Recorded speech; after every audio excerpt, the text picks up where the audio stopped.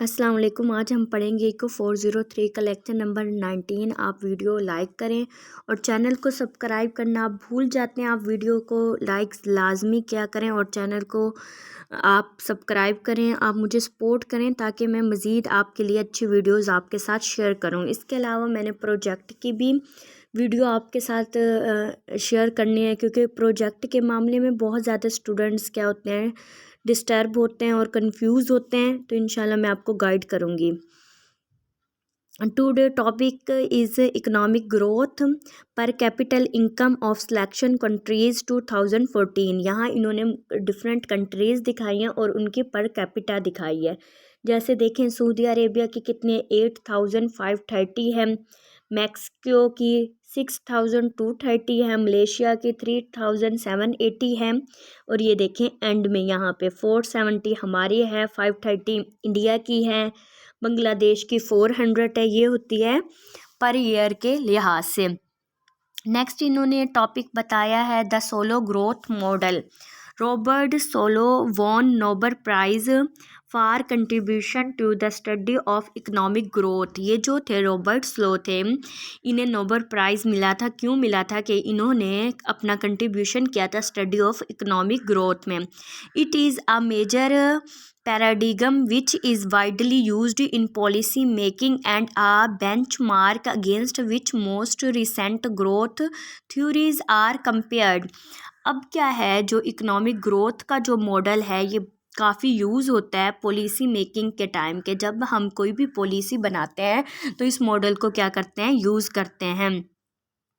The solo growth model is designed to slow how growth in the capital stock, growth in the labor force, and advances in technology interact in an economy and how they affect a national total output of goods and services।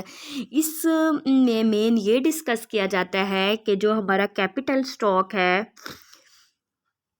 उसमें कैसे growth होती है, हमारे labour force में किस तरह growth होती है, और हमारी अगर टेक्नोलॉजी एडवांस हो जाती है तो उसकी इकोनॉमी की ग्रोथ पर उसके क्या इफेक्ट होंगे। How Solow model is different assumptions. अब इसकी जो डिफरेंट एजप्शंस है वो देख लें हम। के इज़ नो लॉन्गर फिक्स्ड, के ज़्यादा टाइम तक फिक्स नहीं रह सकता। Why investment causes it to grow. जब इन्वेस्टमेंट हम करते हैं तो उससे क्या होती है, उससे हमारा कैपिटल ग्रो करता है। Depreciation causes it to shrink. Depreciation main है फॉर एमसीक्यूज। डेप्रिसिएशन मीन है कि एक चीज़ को मेंटेन रखने के लिए आपको जो एक्सपेंस करना होगा। फॉर एग्जांपल आपकी एक शॉप है, आप उसे किराए पे देते हैं तो उससे आपको 12,000 इनकम आ रही है मंथली, लेकिन उसमें कुछ टूट फूट होगी, कोई उसका कलर ख़राब होगा, कुछ होगा, उसे मेंटेन रखने के लिए जो आपको कंजप्शन आपको बियर करनी पड़ेगी उसे क्या कहते हैं, डेप्रिसिएशन कहते हैं। L is no longer fixed population growth causes it grow to grow. जो हमारी लेबर फोर्स है उसे भी हम काफ़ी टाइम तक फिक्स नहीं रख सकते, क्योंकि आबादी में इजाफे की वजह से वो क्या होगी, इंक्रीज होगी। The production function. Let's analyze the supply and demand for goods and see how much output is produced at any given time and how this output is allocated among alternative uses। The production function represents the transformation of inputs, labor and capital and production technology into output। क्या करता है production का function में, हम labour force को, L को, के को, कैपिटल को यूज़ करते हैं और किसी चीज़ के आउटपुट को हम हासिल करते हैं। ठीक है। Find goods and services for a certain time period. एक फिक्स टाइम पीरियड के लिए या हमें कोई गुड अचीव होती है या फिर टाइम पीरियड मतलब सर्विस इन एग्रीगेट टर्म्स। यानी कि वाई में हमारी इनकम में क्या होता है, कैपिटल होता है, लेबर होता है, Y equal L over Y over L. Output पर वर्कर क्या है, यानी एक वर्कर से हम कितनी आउटपुट हासिल कर रहे हैं, और कैपिटल पर वर्कर यानी कि एक वर्कर पे हमारा कितना खर्च हो रहा है। assume constant returns to scale. Constant return to scale important MCQs है। इसका ये मतलब है कि जिस लिहाज से हम इनपुट में क्या करेंगे, इजाफा करेंगे, उसी लिहाज से हमारा आउटपुट में भी इजाफा हो। फॉर एग्ज़ाम्पल हमारे स्कूल में 15 टीचर्स हैं, अगर हम 16 टीचर कर रहे हैं, स्कूल में एक एक्स्ट्रा टीचर हमने इंक्रीज़ की है, तो उसकी वजह से हमें एक्स्ट्रा बेनिफिट होना चाहिए। यानी हमारा उसी लिहाज से अगर हमारी इनकम स्कूल की इंक्रीज़ हुई है तो उसे क्या कहेंगे, कांस्टेंट रिटर्न्स टू स्केल कहेंगे। अगर उससे हम एक टीचर एक्स्ट्रा हायर कर रहे हैं लेकिन हमारी इनकम फॉर एग्ज़ाम्पल डबल हासिल होती है, तो उससे क्या होगा, अगर हमारी इनकम में डबल इंक्रीज़ होता है तो वो फिर कांस्टेंट रिटर्न टू स्केल नहीं होगा, वो इंक्रीजिंग रिटर्न टू स्केल होगा। कांस्टेंट का मतलब है कि जिस तरह हमने इंक्रीज़ किए अपने वर्कर को, उसी लिहाज से ही हमें बेनिफिट हो। ये देखें यहाँ इन्होंने 1 एक्स्ट्रा उसमें किया तो 1 ही इनका कैपिटल में भी क्या हुआ है, इंक्रीज़ हुआ है। ये इन्होंने इसे डायग्राम से शो किया है। यहाँ पे एक्स एक्सिस पे इन्होंने शो किया कैपिटल पर वर्कर और आउटपुट पर वर्कर वाई एक्सिस पे शो किया है। This production function exhibits diminishing MPK। M मतलब मार्जिनल प्रोडक्ट ऑफ कैपिटल को शो किया, वो क्या, डायमेंशनिंग है। डायमेंशनिंग प्रोडक्शन मीन होता है कि उसमें क्या हो रही है, यानी कि अगर आप एक वर्कर इंक्रीज़ करते हैं एनी कंस्ट्रक्शन वर्क में, तो आपको क्या होगा, पहले बेनिफिट होगा। लेकिन अगर आप वर्कर मज़ीद 2 कर दें, फिर 4 करते हैं, 6 कर दें, तो फिर उसमें वर्क में आउटपुट में क्या होता है, इजाफा तो होता है लेकिन वो पहले से कम होता है, आहिस्ता आहिस्ता होता है। फॉर एग्ज़ाम्पल आप पानी पीते हैं, पहले क्लास से आपको जो सेटिस्फैक्शन है वो ज़्यादा मिलेगी, आपको ज़्यादा सुकून फील होगा। लेकिन जैसे ही आप 2 ग्लास पी लोगे, तीसरा पियोगे, उससे आपको इतना फ़ायदा हासिल नहीं होगा। इसी रूल को बोलते हैं production function dimensioning. The national income का यहाँ उन्होंने दिखाया y = C+I।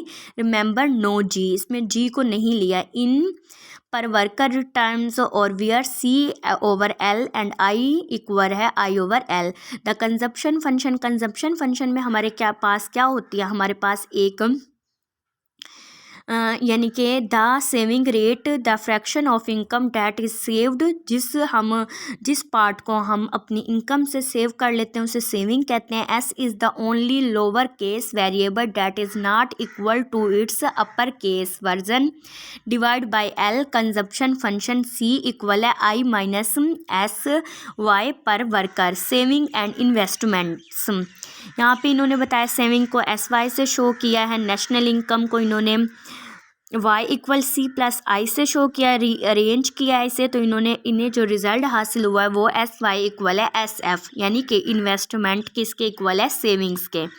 अगर ये एक वर्कर की कैपिटल को क्या कर देते हैं, फिक्स कर देते हैं, तो क्या होगा, ये यहाँ का इनका यहाँ तक जो SF है ये है, और यहाँ से इनका SK शो किया गया है। यहाँ से आप देखें, यहाँ तक इनकी इन्वेस्टमेंट है, यहाँ से यहाँ तक कंजप्शन है, और Y1 इनकम को शो कर रहा है। चैनल को लाजमी आप सब्सक्राइब करें। नेक्स्ट आप देखें, डेप्रिसिएशन को शो किया गया। डेप्रिसिएशन अभी मैंने बताया कि जो हमें अखराजात क्या करने पड़ते हैं, बर्दाश्त करने पड़ते हैं। यहाँ पे कैपिटल पर वर्कर, डेप्रिसिएशन पर वर्कर को शो किया गया। अब इसमें ये इम्पोर्टेंट है, ये जो साइन है, ये साइन ये शो करता है the rate of depreciation. Depreciation के रेट को शो कर रहा है कि ये कितना रेट ज़्यादा है, कितना कम है। The fraction of the capital stock that wears out each period, जो डेप्रिसिएशन है टाइम के बदले वो हमें बेयर करना पड़ता है। Capital accumulation, investment makes the capital stock bigger. जैसे हम इन्वेस्टमेंट करेंगे तो हमारा जो कैपिटल है वो क्या होगा, बिगर होगा। Depreciation makes it smaller, depreciation इसे क्या करते हैं, कम करते हैं। जिस तरह मैंने आपको एग्जांपल दी थी कि जो आपको किराए के 12,000 मिल रहे हैं, उसमें से शॉप की मेंटेन रखने के लिए उसे आपको 1-2,000 खर्च करने होंगे, जिसकी वजह से आपकी कुछ इनकम क्या होगी, डिक्रीज़ होगी। डेल्टा के इक्वल है वाई आई माइनस डेप्रिसिएशन के, यानी कि जो डेप्रिसिएशन है आप उसे इन्वेस्टमेंट में से क्या कर देंगे, माइनस कर देंगे।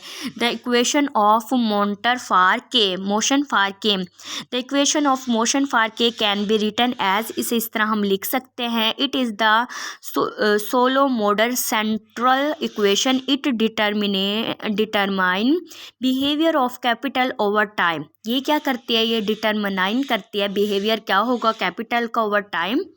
इन turn determine behaviour of all of the other endogenous variables because they all depend on K income per person, consumption per person क्या है, द स्टेडी स्टेट।